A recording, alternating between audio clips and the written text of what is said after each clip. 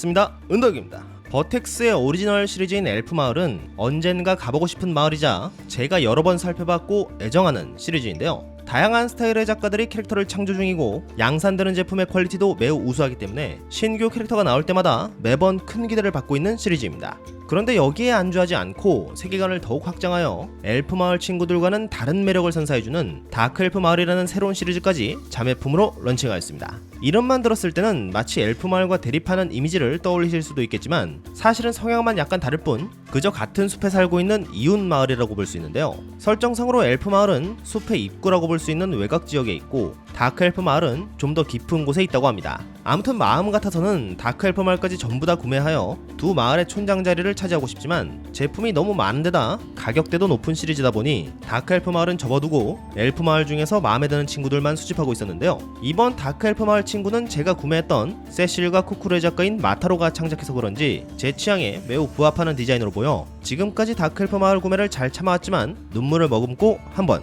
예약해봤습니다. 그럼 다크엘프마을의 네 번째 주민 카밀라 개봉해보겠습니다.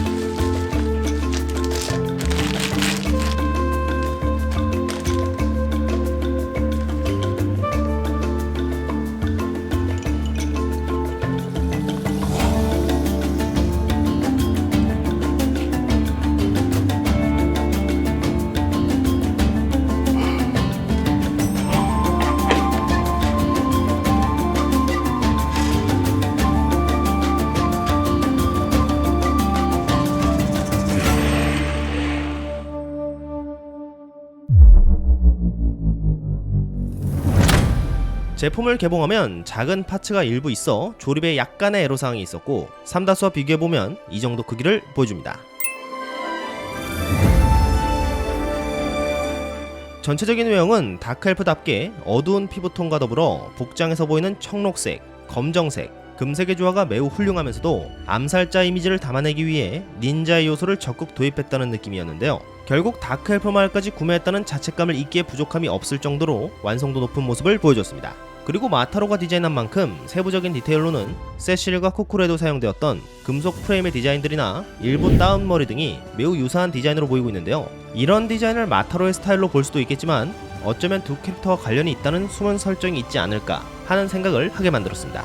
그럼 제품을 살펴보겠습니다.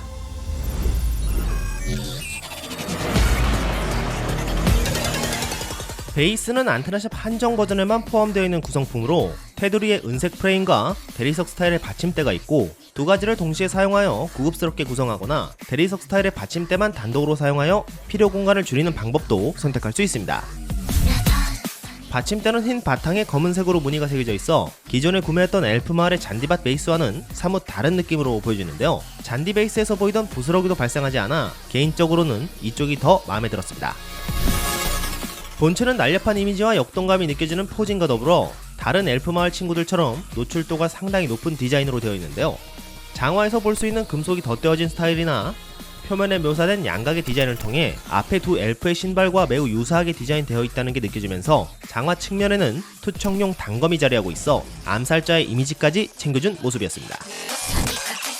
무릎에는 공격용으로 사용할 것 같은 뾰족한 뿔이 달린 금속 프레임이 보이고 한쪽만 허벅지까지 올라오는 양말을 착용하여 비대칭으로 포인트를 주었는데요. 엘프마을 친구들에게서는 볼 수 없었던 다소 공격적인 디자인으로 보여졌습니다.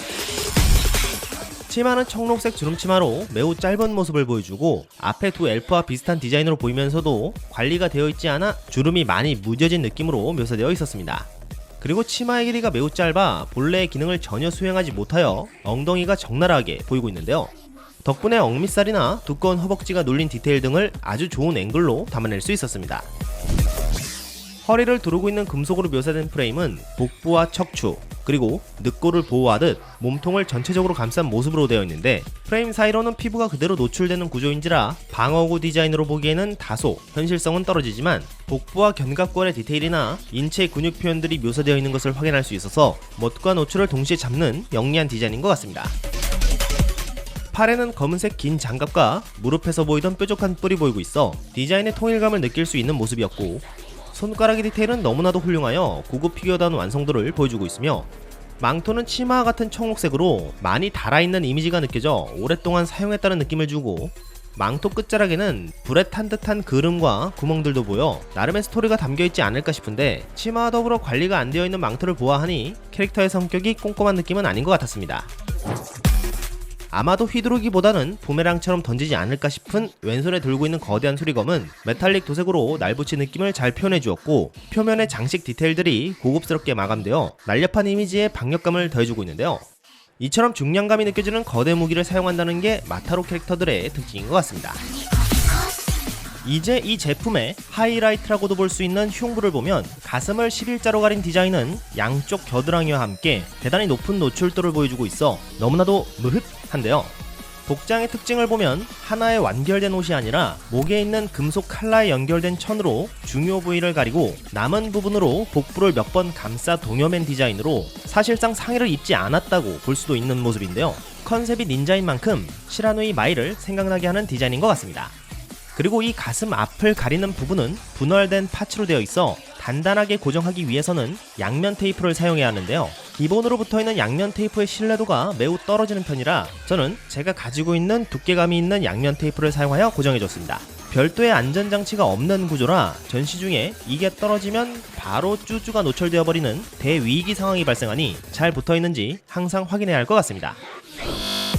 연분홍색으로 만들어진 머리카락은 정돈되어 있다는 느낌은 아님에도 불구하고 측면에 보이는 금속 머리핀과 따은 머리의 느낌이 세실과 쿠쿠레 디자인과 유사한 부분이 보이는데요. 이쯤 되면 어린 시절 만나서 머리를 만져준 적이 있다거나 하는 스토리가 있어도 이상하지 않을 것 같습니다. 머리 뒤로는 치마의 색상과 같은 청록색 리본 모양의 머리끈과 마치 용이 승천하듯 몸을 휘감을 정도로 긴 포니테일이 보이고 있는데요. 머리카락이 갈라진 디테일은 덩어리감과 볼륨감을 느낄 수 있었고, 형태를 유지하기 위해 단단한 재질로 만들어져 있으면서도 약간의 탄성이 있어 파손에 어느정도 대비가 되어 있었습니다. 얼굴의 특징으로는 복면을 쓰고 있는데, 복면 측면에 갈고리 모양처럼 보이는 마킹이 새겨진 디테일이 보이고, 복면을 쓰고 있음에도 무표정한 오라가 뿜어져 나오는 모습은 다른 사람에게 마음을 열지 않는다는 카밀라의 설정을 뒷받침해주는 것 같기도 한데, 설정상 실제로는 부끄러움이 많아서 생기는 거리감이라고 하네요. 마지막으로 교체용 파츠와 조합한 모습을 살펴보겠습니다. 교체용 파츠는 망토를 제거할 수 있는 목가리기만 있는 파츠와 안테나샵 한정에 포함된 부끄러움 얼굴이 있습니다. 먼저 기본 모습과 망토를 제거한 모습을 비교해봤습니다. 머리카락이 워낙 역동적이다 보니 망토가 없다고 해도 그렇게 티가 나지 않고 조금 더 민첩할 것 같은 느낌은 드네요. 그런데 이 파츠를 끼지 않고 목에 있는 금속 카라가 드러나게 해도 크게 상관이 없습니다. 이 파츠의 용도는 단순히 망토 조인트를 가리기 위한 파츠이기 때문에 오히려 전부 다 제거하는 게 더 자연스러워 보이기도 합니다. 다음으로는 마스크와 교체용 얼굴을 사용하여 4종류의 얼굴을 동시에 보겠습니다. 여기서 놀라운 사실을 발견했는데, 기본 얼굴과 교체형 얼굴이 눈썹만 다르고 제가 보기에는 눈의 프린팅이 완전 동일한 것 같습니다. 아까도 말했지만 카밀라는 부끄러움이 많아서 주변인들이 혼자 있기를 좋아한다는 착각을 하고 있다는 설정이 있는데, 앞머리를 내리고 복면을 쓰고 있으면 이게 부끄러운 얼굴인지 아닌지 구분이 되지 않아 어떻게 보면 굉장히 절묘한 파츠로 보이기도 하는데요. 일단 저는 특전 티를 내야 하니 부끄러움 얼굴에 복면을 씌우겠습니다. 다음으로는 오늘 찬조 출연해준 세실과 쿠쿠루, 그리고 특전 포함인 테피스트리까지 동시에 걸어봤습니다. 저는 쓸 일이 없겠지만 테피스트리의 퀄리티는 정말 좋습니다. 그림에서는 마스크가 없는 걸 보니 마스크를 제거하고 전시하는 것도 생각해봐야겠네요.